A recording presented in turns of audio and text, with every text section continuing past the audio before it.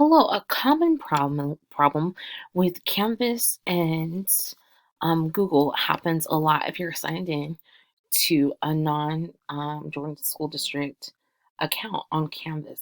And what it can do, it can cause Google gets confused on Canvas which one you're trying to open. And so sometimes you can get weird messages like it's saying that you don't have access to view this or it won't let you submit. So a really like good way to figure out and help solve the problem that works most of the time is if you actually the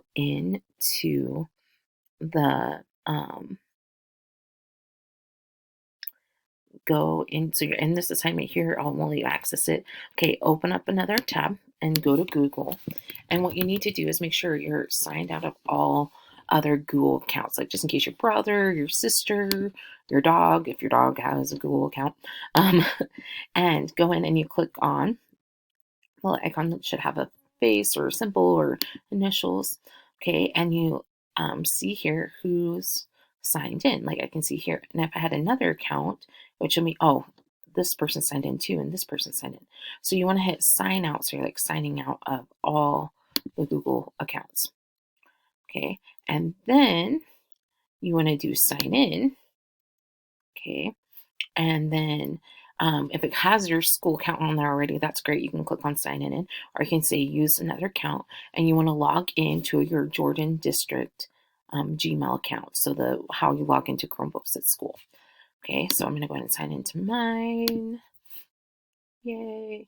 Okay, so then now when I go back into this, and I might need to refresh the page, or sometimes if you sign out of Canvas and sign back in, what should happen is that you should be able to click on this assignment and open up, and you shouldn't have any problems.